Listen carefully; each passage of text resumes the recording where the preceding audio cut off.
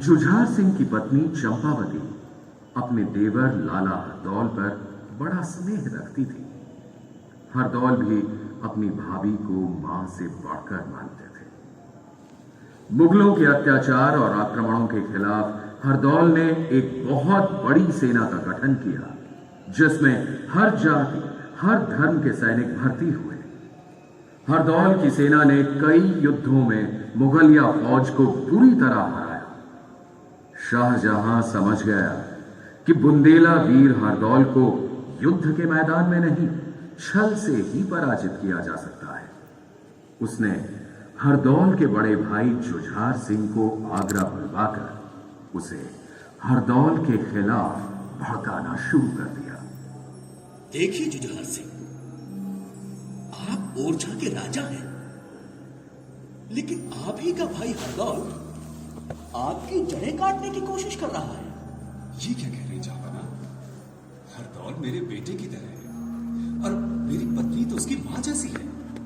और यही मां बेटे आपका कत्ल करके बुंदेलखंड की सत्ता हड़प लेना चाहते हैं। अच्छा ये बताइए, हरदौल ने एक बहुत बड़ी फौज कायम की है ना? जी हाँ, पर वो तो बुंदेलखंड की रक्षा के लिए है।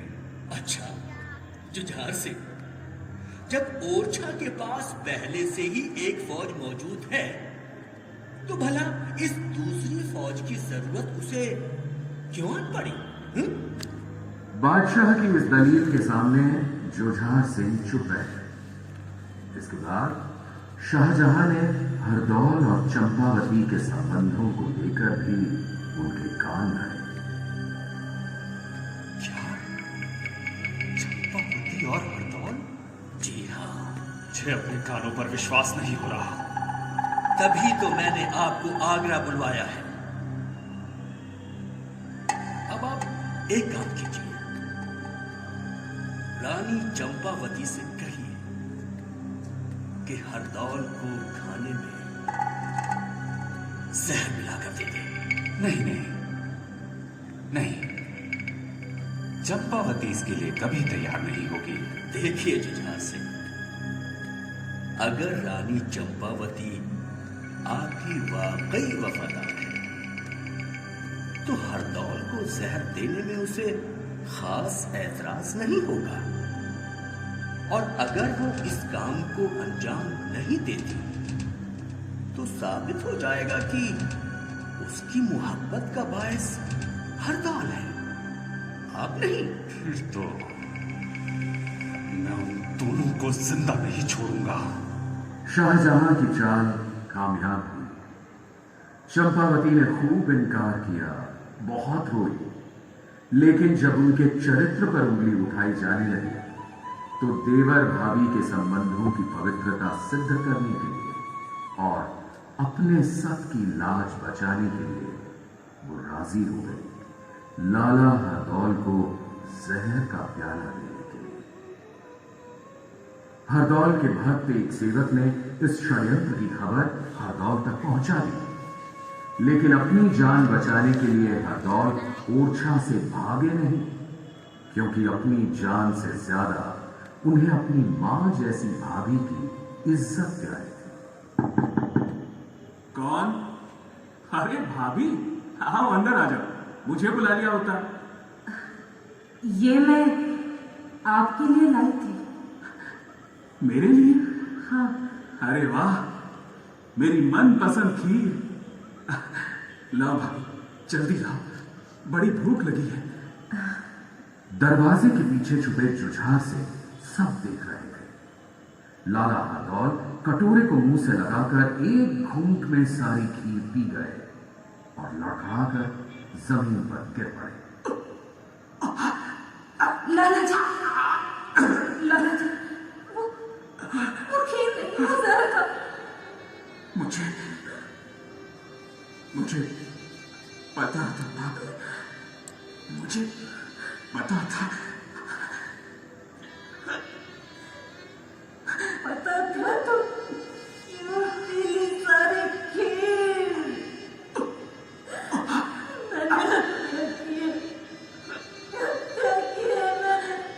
मैंने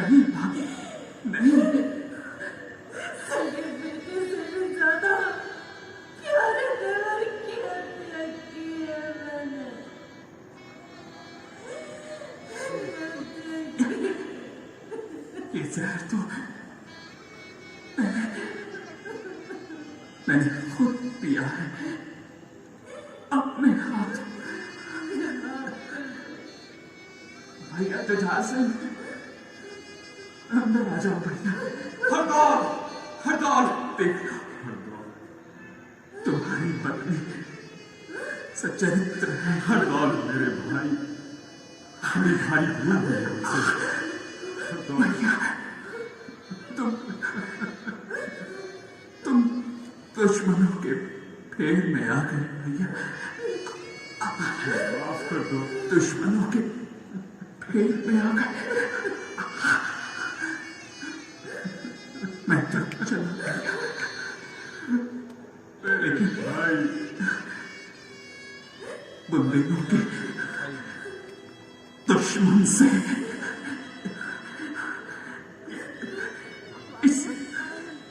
इस राज को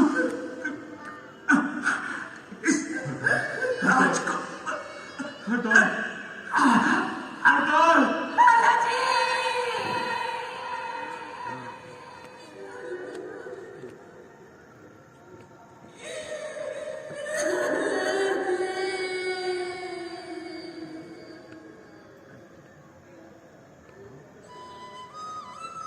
बुंदेले वीर हरदौल ने प्राण त्याग दिए और सदा सदा के लिए अमर हो गए। किंवदंती है कि मृत्यु उपरांत अपनी बहन कुंजावती के विवाह में भात की रस्म के लिए वे सशरीर उपस्थित हुए थे, जिसकी वजह से आज भी उत्तर और मध्य भारत में होने वाले हर विवाह में इस रस्म के लिए हरदौल को निमंत्रण जाता है ताकि विवाह निर्विघ्न संपन्न हो।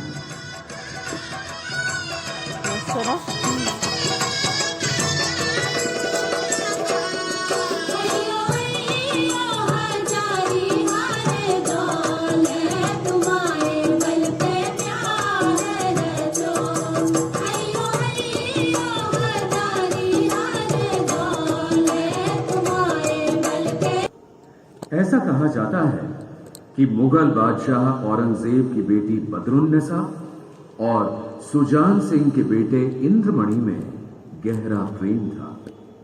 एक बार औरंगजेब ने ओरछा में डेरा जमाए अपने सिपाह सालार रणदूल्हा खान को आदेश दिया कि चतुर्भुज मंदिर को ढहाकर उसकी जगह मस्जिद का निर्माण करवाया जाए।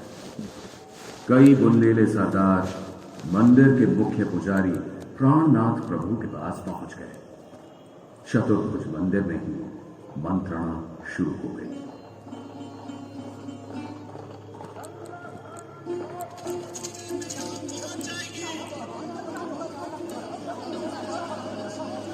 आप लोग निश्चिंत करें, जब प्रभु हमारे साथ है घबराइए मत, आप लोग घबराइए मत। और यूं चुप, मेरी तरकीब क्या है, सभी का जवाब मिल जाएगा आपको।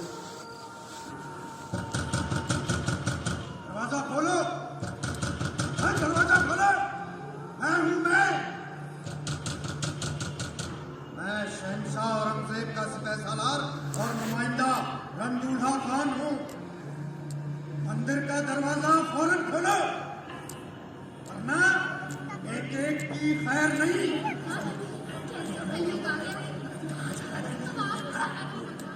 सभी बहुत डरे हुए थे, लेकिन पंडित प्राणनाथ ने मंदिर का दरवाजा खोला।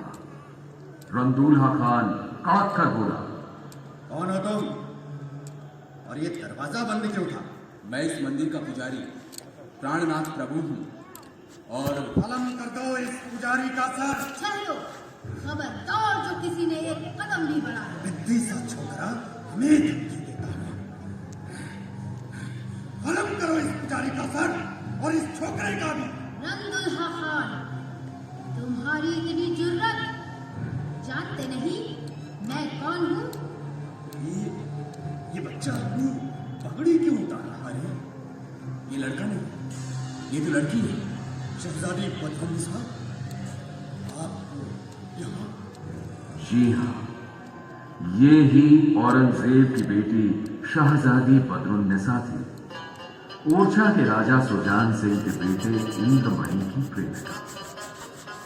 आप जो ये चतुर्भुज मंदिर देख रहे हैं, ये उसी की बदौलत कायम है।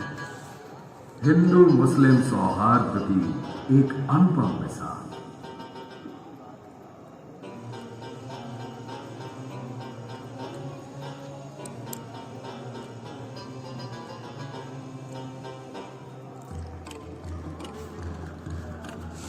महाराजा छत्रसाल कमाल के पराक्रमी, साहसी और वीर योद्धा थे। युद्ध की तमाम कलाओं और कूटनीति के पारंगत छत्रसाल के बहादुर माता पिता का स्वर्गवास तब हो गया था जब उनकी उम्र लगभग 11 वर्ष थी।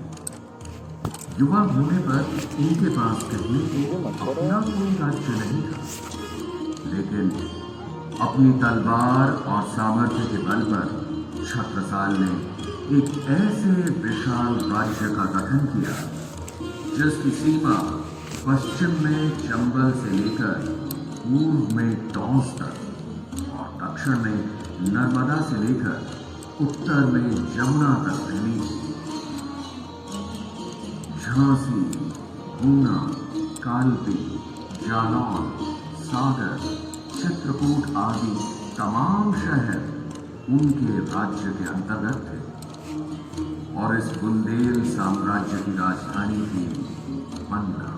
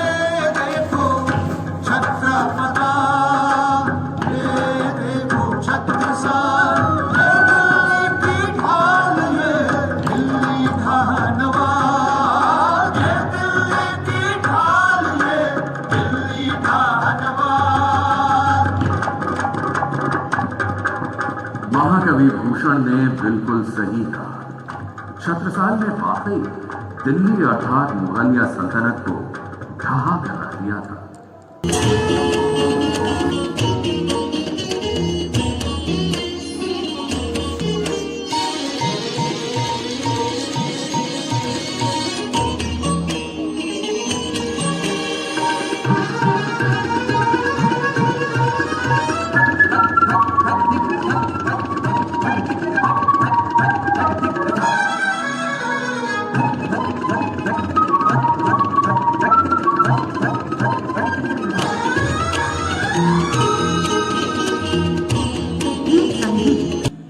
मेले उत्सव, स्थापत्य और शिल्प, बुंदेलखंड की संपन्न संस्कृति और कला की वानगी प्रस्तुत करते हैं। हरदौल, छत्रसाल और झांसी की रानी जैसे वीरों की गाथाएं यहाँ के कवियों का प्रिय विषय रही हैं। वीर रस के इन ओजस्वी गीतों की परंपरा की ही महत्वपूर्ण कड़ी है आल्हा। आज भी उत्तर और मध्य प्रदेश के जनजीवन में आल्हा काफी लोकप्रिय है और उतना ही लोकप्रिय है यहाँ का लोक नृत्य राई। दतिया, झांसी, महोबा और ओरछा में स्थित महल और किले बुंदेलखंड की स्थापत्य कला के अभूतपूर्व नमूने हैं। जहां एक तरफ इन भवनों के निर्माण में इस्लामी प्रभाव स्पष्ट दिखाई देता है, तो दूसरी तरफ बुंदेलखंड के मंदिर और अन्य धार्मिक स्थल हिंदू स्थापत्य कला के बेहतरीन नमूने हैं। खजुराहो स्थित मंदिरों की प्रसिद्धि सिर्फ भारतवर्ष में ही नहीं बल्कि पूरे विश्व में फैल चुकी है।